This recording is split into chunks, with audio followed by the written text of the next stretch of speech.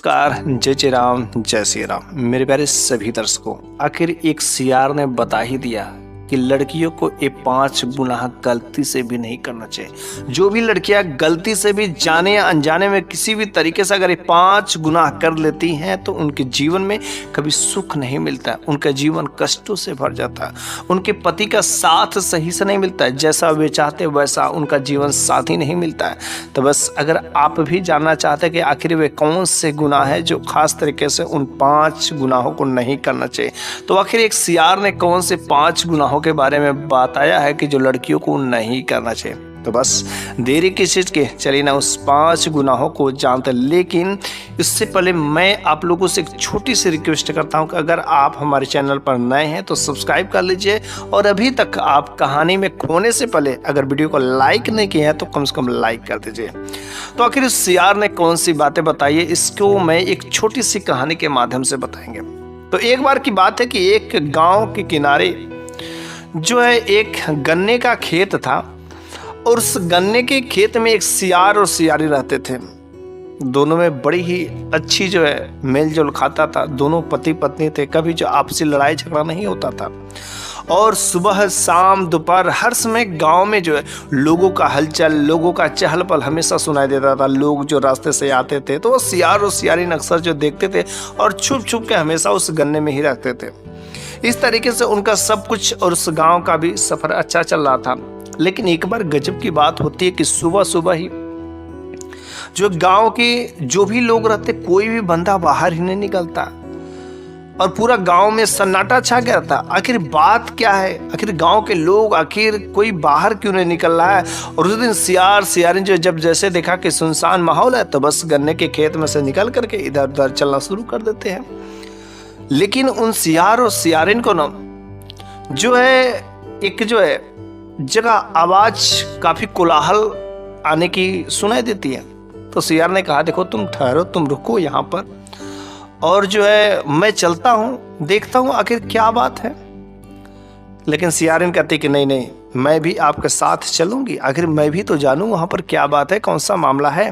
तो बस सियार और सियारिन जो है उस भीड़ की तरफ, उस आवाज की तरफ चलते जाते हैं। और चलते जाते जाते जाते जो है एक पतझड़ के पीछे जो वहाँ पर छुप जाते हैं। तो वहाँ पर देखते हैं कोई रो रहा है, कोई चीख रहा है, कोई चिल्ला रहा है। लेकिन धीरे धीरे जब बात को पता चलती है तो एक लड़की के साथ में बहुत बुरा हो रहा है। वो लड़की अंतिम जो यात्रा में है, ना तो वह मर ही पा रही है ना जी पा रही है। लेकिन वह सियार और सियारिन जो छुपके से देख रहे थे, देखना चाहते थे, लेकिन कुछ उन्हें समझ नहीं आ रहा था आखिर बात क्या है, मामला क्या है। लेकिन जब बाद में पता चलता है, उसको ध्यान से थोड़ी सी साइड मिलती है तो देखती करी एक लड़की की हालत कितनी बदतर हो रही है। उस लड़की के शरीर में इतना दर्द हो रहा है, उस लड़की का चेहरा देखो कैसे बदल रहा है। एक जो इंसान से जानवर के तरीके से ऐसा कैसे हो सकता है, आखिर इसने ऐसा कौन सा गलत काम किया है। क्योंकि इंसान जब जमीन पर आता है तो कुछ ऐसी गलतियां कर देता है कि जिसको जो है अपने कर्म की सजा तो करनी पड़ती है। बस जैसा कर्म करोगे वैसा तो भोगना ही पड़ेगा। लेकिन धीरे धीरे वहां पर जो है इस बात का पता चलती है कि वह जो लड़की है ना, अपने उस माँ की इकलौती एकमात्र बेटी है। और वह माँ बार बार जो चीख रही, चिल्ला रही, अरे मेरी बेटी को बचाओ, मेरी बेटी को बचाओ, मेरी बेटी को बचाओ। अब बूढ़ी माँ जो चिल्ला रही, अपनी बेटी को गोद में लेकर के चिल्ला रही। उसका शरीर में इतना दर्द, उसके बेटी के शरीर पर अनेक प्रकार के जख्मों के निशान बनते जा रहे, उनका हुलिया समय समय पर बदलता जा रहा। उस लड़की का जो चेहरा जो है एक जानवरों के जैसा होता जा रहा। आखिर ऐसा क्यों हो रहा है, ऐसा अजाब जो है क्यों उस लड़की के ऊपर आ रहा है, कुछ समझ नहीं आता। वह लोगों के पास में जाकर कहते हैं, अरे कोई तो बताओ, कोई तो मेरी लड़की को बचा लो। अरे मेरी लड़की ना तो मर ही पा रही है ना तो जी रही है, वो तो बीच रास्ते में अटके। अरे भगवान तू इसे सजा मत दे, इतना कष्ट नहीं दे। अरे इसको उठाना है तो उठा ले, मारना है तो मार दे, लेकिन इस तरीके से तड़पा मत, मेरे को देखा नहीं जा रहा। वह बूढ़ी माँ लोगों से कहती करे, मेरे बच्ची के लिए, मेरी बेटी के लिए, मेरी लड़की के लिए बचाने के लिए कोई तो उपाय बताओ, कोई तरीका होगा।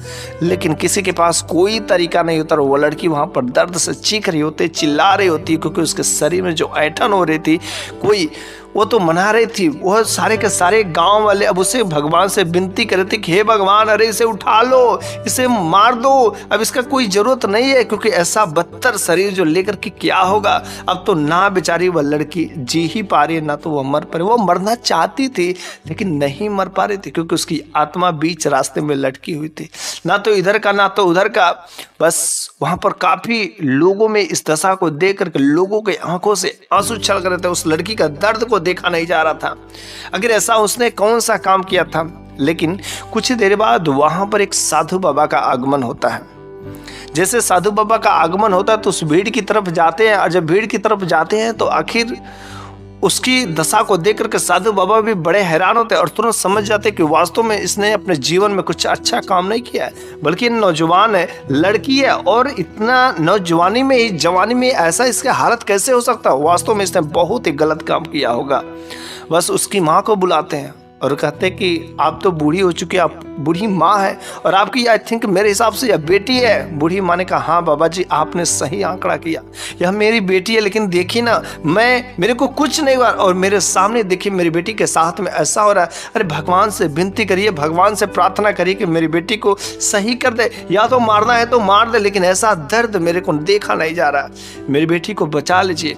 उसने कहा कि नहीं, मैं तो नहीं बचा सकता है, क्योंकि इस धरती पर जो भी इंसान आता है, कोई भी व्यक्ति होता है, उसे अपने कर्मों का फल तो भुगतना ही पड़ता है, अपने अपने कर्मों का फल मिलेगा। और शायद मेरे को लग रहा है कि आपकी बेटी ने कुछ ऐसा ही काम किया है कि इसने अपने जीवन में जितना भी समय तक यहाँ पर इस धरती पर इसने कुछ सही काम नहीं किया। कुछ लोग ऐसे होते हैं कि जो जानते हुए भी अपने सही काम नहीं करते, क्योंकि मौत तो आनी ही आनी, ये तो 100% तय है। आप कितना भी अच्छे कर्म कर लो, कुछ भी कर लो, चाहे अच्छा करो या बुरा करो, चाहे कुछ भी कर लो, मौत तो आनी ही आनी है। लेकिन हम अपने कर्म को अवश्य बदल सकते हैं। हम अपने जो कर्म को बदल करके अपना जो जन्नत का रास्ता का सफर में बदल सकता हूँ, लेकिन मौत को नहीं बदल सकते हैं। भगवान ने, उस साधु बाबा ने उस बूढ़ी माँ से कहा, नहीं, आप मेरे को बताइए कि आखिर आपकी बेटी ने ऐसा क्या काम किया जिसके साथ में ऐसा हुआ है, वरना मैं इसके लिए कुछ नहीं कर सकता, मैं भगवान से माफी नहीं मांग सकता, कुछ नहीं हो सकता, तब तक इसे मुक्ति नहीं मिलेगी। उस बूढ़ी दादी माँ ने कहा कि नहीं, ये मेरी बेटी है, मैं अपनी बेटी का गुनाहों के बारे में कैसे मैं किसी से बता सकती, बल्कि हर माँ का फर्ज होता है कि अपनी बेटी के गुनाहों को वह छुपा करके बचा करके रखती है, लेकिन मैं कैसे बयां करूं। साधु बाबा ने कहा तो ठीक है, मैं चलता हूं, आप अपनी बेटी का ऐसे ही दर्द देखते रहिए, मैं कुछ नहीं कर सकता। लेकिन वह तुरंत बूढ़ी माँ कहती, साधु बाबा ठहरिए, अरे रुकिए, बस मैं सारे के सारे में बातों को बता रहे। इधर यह झाड़ी में से सियार और सियारनी छुपके से सारी के सारी बातों को सुन रहे थे। उस बूढ़ी दादी माँ ने कहा, देखिए साधु बाबा, अब छुपने छुपाने की बात है, आपसे बस मैं अपनी बेटी के गुनाहों की बात मैं कर रहा हूँ। उसने अपने जीवन में जो गुनाह किया, शायद किसी लड़की को भी ऐसा अगर करती है तो अवश्य इसके साथ ऐसा ही होता है। और बस मैं तो यही भगवान से प्रार्थना कर रही कि हे भगवान, मेरी बच्ची को बचा लीजिए या तो मार दीजिए, लेकिन क्या करे, तो इतना दर्द से या पीड़ा को मेरे को देख करके सहन नहीं हो रहा। साधु बाबा ने कहा, देर क्यों कर रही हो, जल्दी तो बताओ। इधर सियारिन भी उस बात को जानने के लिए बहुत ही बेचैन थे, अगर उस लड़की ने कौन सा गलत काम किया, कौन सा गुनाह किया। बस उस बूढ़ी दादी माँ ने कहा कि देखिए साधु बाबा, अब आपसे छुपने छुपाने की कोई बात नहीं, आज मैं पहली बार अपनी बेटी का खुलासा, अपनी बेटी के गुनाहों को मैं आपसे बयां करने जा रही हूँ। बस भगवान से बस विनती करिए कि मुझे माफ कर दे। उस बूढ़ी दादी माँ ने साधु बाबा से कहा कि देखिए बाबा, मेरी बेटी जब पैदा हुई थी ना, तो मेरी बेटी बहुत ही खूबसूरत थी, वाकई उसकी खूबसूरती की दांच देनी पड़ेगी, उसकी खूबसूरती के लोग दीवाने हो जाते थे। लेकिन मेरी पास जो इतना धन दौलत नहीं था कि मैं जो है सब कुछ अच्छे से व्यवस्था कर सकूं, लेकिन मेरी बेटी को इन सब चीज़ों का कोई परवाह नहीं था। बस उसे तो अपना फैशन करने से मतलब था, वो खूब फैशन करती, और तो फैशन करती तो ठीक ही, लेकिन फैशन करके वह जो घूमने चली जाती और वह लोगों को दिखाती थी और लोग को अपने तरफ वह मोहित करते थे कि लोग उसको देख करके मोहित, वह अपने फैशन अपने दिखावे के लिए करते थे। लेकिन नहीं, वह मेरी जो बेटी थी ना, मेरी बेटी भले ही थी, लेकिन वह लोगों को अपने तरफ लुभाने के लिए, लोगों को अपनी तरफ आकर्षित करने के लिए, लोगों में ऐसा जो गुनाह पैदा करने के लिए, उनके मन के जो है द्वेष को और बढ़ाने के लिए वह जो ऐसा काम करते थे। और कई सारे लोग जो इसको देख करके इसके आगे पीछे लट्टू हुआ करते थे। मैं हमेशा मना करती थी लेकिन वह मेरी बातों को नहीं मानती थी, और शायद उसी का नतीजा है कि उसने, मेरी बेटी ने पहला जो गुनाह यह काम किया करती थी। दूसरा नंबर का जो गुनाह है, जब मैं अपनी बेटी को हमेशा मना करती थी कि बेटी ये सब काम मत करो, अपने काम काज पर ध्यान दो, भगवान का स्मरण करो, सब कुछ करो, लेकिन ये सब जो गलत काम है, बस मेरी बेटी मेरी बातों को एक बार भी नहीं मना करती थी। जब मैं भगवान की भक्ति भाव करती थी ना, तो मैं अपने बेटी से कहती थी कि बेटी यार थोड़ा भगवान की भक्ति भाव कर ले, भगवान की पूजा पाठ कर ले, लेकिन नहीं, वह तो अपने फैशन के चक्कर में कभी उसने भगवान का स्मरण नहीं किया।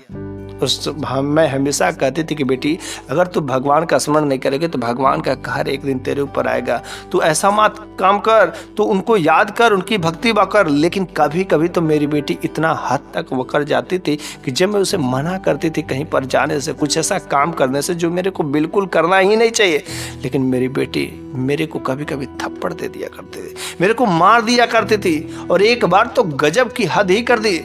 शाम के समय में वह जो देर रात को वह कहीं से आती है, और जब मैंने कहा कि आखिर तुम इतनी रात को कहाँ गई थी, उसने बिना कुछ पूछे तुरंत अपने पैरों में से मेरी बेटी ने चप्पल निकाला और चप्पल से मेरे को 2 चप्पल दे दिया। भला मैं तो अपने आंखों में आंसू लेकर के चली गई। यह जो बेटी हमेशा मेरे साथ इस तरीके से, यह दूसरा गुनाह था। तो साधु बाबा ने कहा अच्छा 2 तो गुनाह, बहुत ही बड़े बड़े गुनाह, लेकिन आखिर तीसरा गुनाह कौन सा है?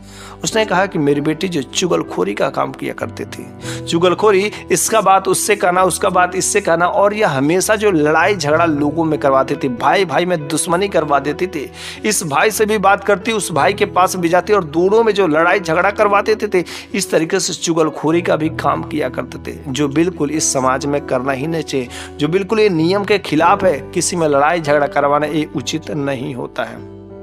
चौथा जो नंबर का जो गलती है, जो मेरी बेटी अक्सर करती थी, फैशन करती थी, और फैशन करके जो दिखावा ऐसा करती थी कि वह करोड़ों की मालकिन है, और बस ऐसे ही करोड़ों की मालकिन ऐसे जनाती थी, इतना फैशन करती थी कि वह दिखावा कर करके वह बड़े बड़े लोगों को, बड़े बड़े लड़कों को, अच्छे खासे धनी घर को लड़कों को अपने जाल में फंसा करके उससे पैसे लूटा करती थी। अर्थात बेईमानी का धन जो है, झूठ बोल करके, धोखा दे करके वह उनसे पैसे ऐठा करते थे, और उन पैसों को वह हमेशा गलत काम में इस्तेमाल करते थे। साधु बाबा मैं आपको सच्ची बता रही हूँ, मेरी बेटी ठीक नहीं थी, मेरी बेटी का विचार बिल्कुल ही पवित्र नहीं था। वह उन पैसों को लाती थी तो मेरे लिए 1% कभी कोई खर्चा नहीं करती थी, बल्कि वह पूरा का पूरा पैसा रात्रि के समय में वह स्मोकिंग करना शुरू करती थी, वह तो दारू और नशे भी करना शुरू कर देती। इस तरीके से उसे अपने पैसे पर बड़ा ही नाज हो गया था, लेकिन कभी अपनी माँ के लिए कुछ खाने पीने के लिए नहीं लाए। जितना भी कि बेईमानी का धन तो मेरे को मंजूर नहीं था, मैं हमेशा मना करती थी, लेकिन साधु बाबा, रह गई बात आपसे छुपने छुपाने की क्या बात है, वही मेरे साथ हमेशा बेटी किया करती थी। जब मेरे को नहीं देखा जाता तो मैं बोलती थी। इस तरीके से 4 गुनाह वह खूब करते थे साधु बाबा। और 5वां जो सबसे गुनाह किसी लड़की को करना ही नहीं चाहिए, क्योंकि मेरी बेटी कुंवारी थी, शादीशुदा नहीं थी, उसका विवाह नहीं किया था, उसे अपने खूबसूरती पर नाज था, लेकिन वह जो अपने इज्जत का, अपने जिस्म का भी सौदा किया करती थी। वह देर रात तक कभी कभी वह घर पर आती थी, और नहीं तो इतना ही नहीं, जब मेरे सो जाने के बाद वह पता नहीं घर में किसको जो बुलाती थी, और पूरी रात आवाज आती थी, मैं चाह करके भी कुछ नहीं कर सकती थी, क्योंकि मेरी बेटी मेरे बस की ही नहीं थी। इस तरीके से मेरी बेटी, ये 5 जो सबसे बड़े गुनाह है मैं आपसे बयां करती हूँ। और छोटे छोटे गलतियां तो अनगिनत है, मैंने तो इन सब चीजों को बातें नहीं की, लेकिन बाबा जी ये 5 गलतियां मेरी बेटी ने की, जिसके साथ वो कहती थी कि अरे तुम्हारे भगवान में इतनी शक्ति है। तो जब मैंने पहली बार गुनाह किया, पहले बार गलत काम किया, तो उसे मेरे को डराना चाहिए, मेरे को धमकाना चाहिए, मेरे को सजा देना चाहिए। लेकिन देख आज मैं कितनी बार कर चुका हूँ गलतियां पे गलतियां, और तू कहती कि भगवान का अजाब आएगा, भगवान का करेगा। देख मैंने कितनी सारे गलतियां पे गलतियां किया, लेकिन कोई कुछ नहीं हुआ।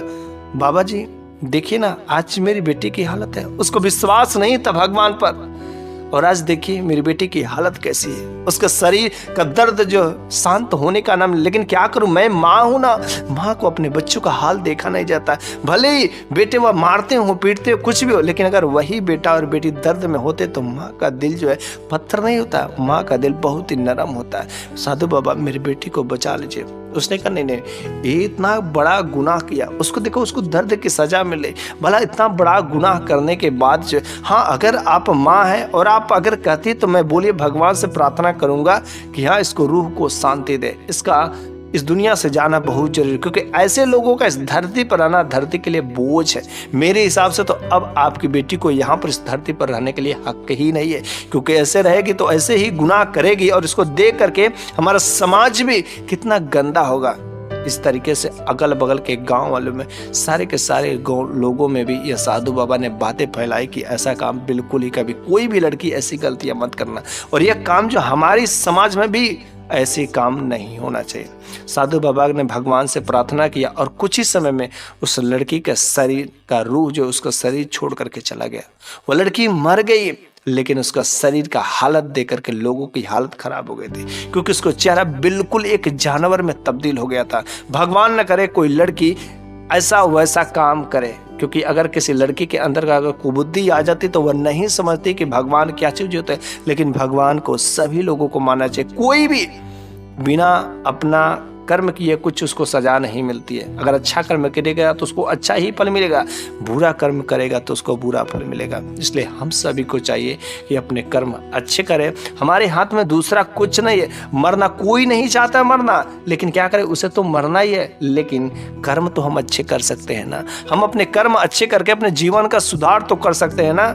अपने आने वाले जो बच्चे हैं, जो पीढ़ी है, उनको अच्छा सबक तो सिखा सकते हैं। लेकिन अगर हम अच्छा कर्म ही नहीं करेंगे तो मेरे को देख देख के पता नहीं कितने लोग और जो है ऐसी गलतियां कर बैठेंगे। इसलिए हम लोगों को कभी भी अपने कर्म अच्छे करना चाहिए, दूसरों की सेवा सत्कार करना चाहिए और कभी ऐसे इन गुनाहों पर नहीं करना चाहिए। तो बस मेरे प्यारे सभी दर्शकों, आज की इस कहानी के माध्यम से मैंने आपको बता ही दिया कि आखिर लड़कियों को कौन से 5 गलतियां नहीं करना चाहिए, जो आज करके खास करके गलतियां ये लड़कियां करती ही करती हैं, क्योंकि ऐसा गलतियां करने से भगवान भी उनको माफ नहीं करेगा। तो बस आज की यह कहानी यहीं पर समाप्त हो जाती है। मैं आप लोगों से कहना चाहता हूँ कि मेरी कहानी और ये जो ज्ञान की बातें आपको कैसी लगी है, कमेंट बॉक्स में अपना जवाब दीजिएगा।